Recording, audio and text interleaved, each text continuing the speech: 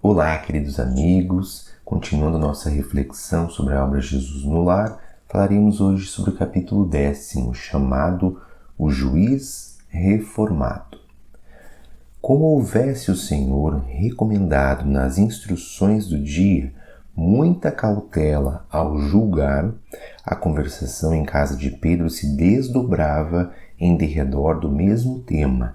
Jesus naquele dia havia falado muito sobre o não julgamento e aquilo havia movimentado os seus discípulos, era o tema principal então no culto, no Evangelho no Lar, naquele dia na casa de Simão Pedro.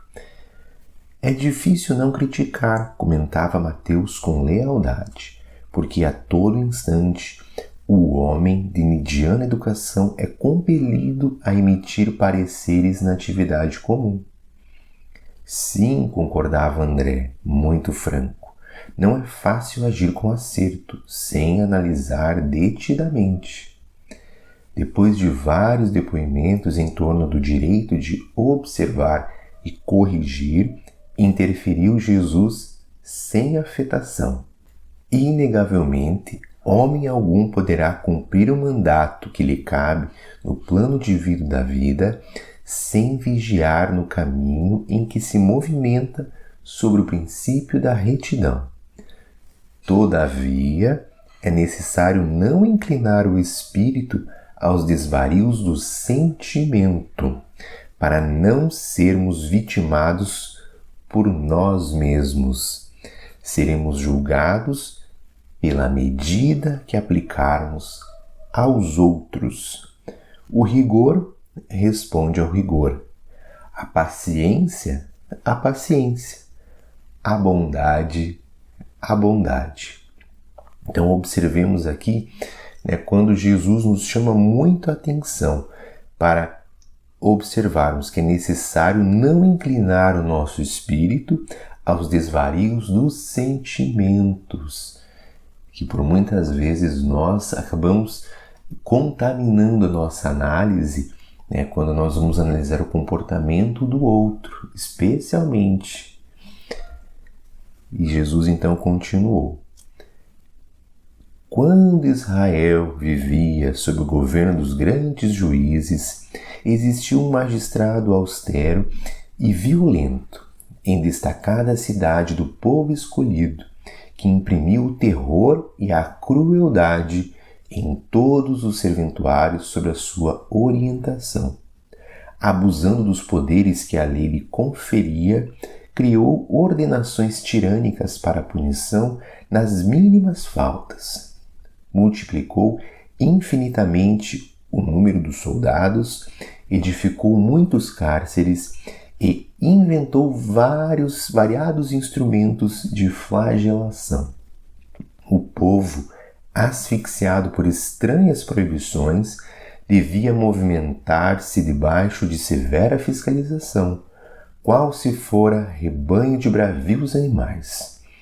Trabalharia, descansaria e adoraria o Senhor em horas rigorosamente determinadas pela autoridade, sob pena de sofrer humilhantes castigos nas prisões com pesadas multas de todas as espécies.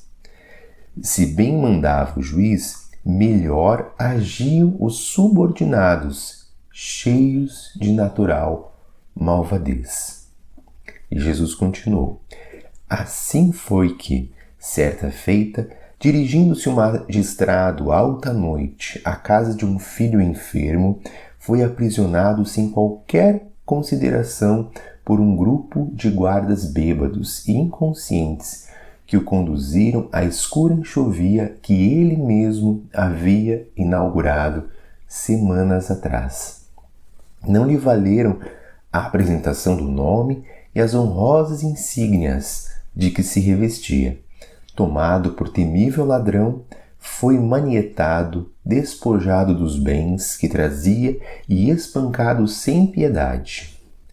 Afirmando os sentinelas que assim procediam, obedecendo às instruções do grande juiz, que era ele próprio.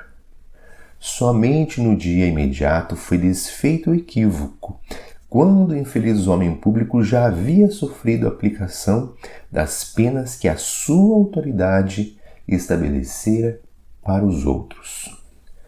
O legislador, atribulado, reconheceu então que era perigoso transmitir o poder a subalternos brutalizados e ignorantes, percebendo que a justiça construtiva e santificante é aquela que retifica, ajudando e educando na preparação do reinado do amor entre os homens. Então vamos repetir esse trecho que ele é muito importante. Percebendo que a justiça construtiva e santificante é aquela que retifica, é aquela que corrige, ajudando e educando na preparação do reinado do amor e da bondade. E desde a singela ocorrência, a cidade adquiriu outro modo de ser, porque o juiz reformado, embora prosseguisse atento às funções que lhe competiam, ergueu sobre o tribunal, em benefício de todos, o coração de pai compreensivo e amoroso.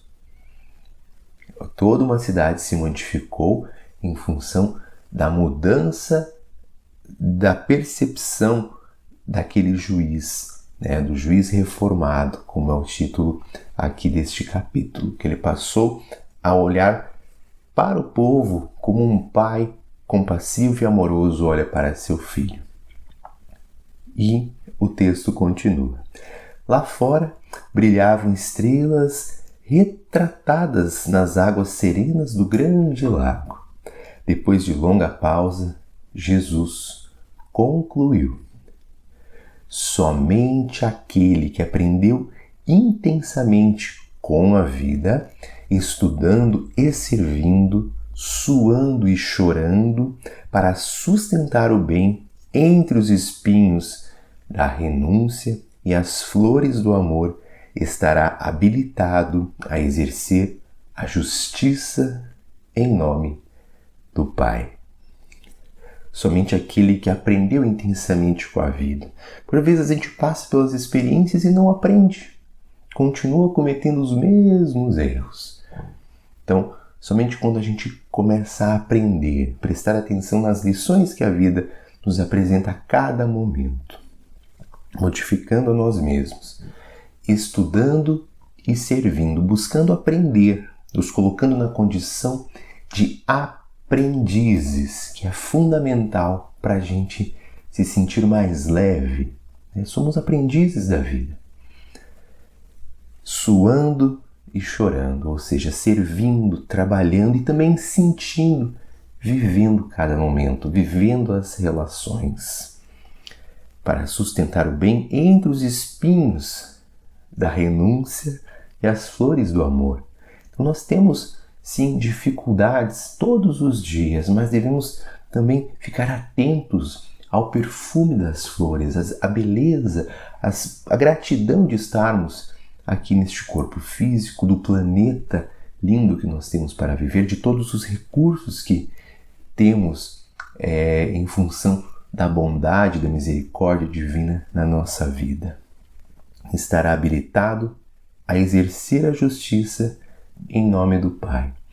Então Jesus conclui dizendo que isso é desta forma que nós devemos buscar a justiça, promovendo ela aos outros, procurando vivenciá-la no dia a dia, e não da forma como nós estamos habituados, fazendo julgamentos, criticando, numa postura como se fôssemos juízes, como se estivéssemos um degrau acima dos outros, quando na verdade estamos todos juntos, encarnados e desencarnados, para aprendermos, para progredirmos como uma grande família, como irmãos.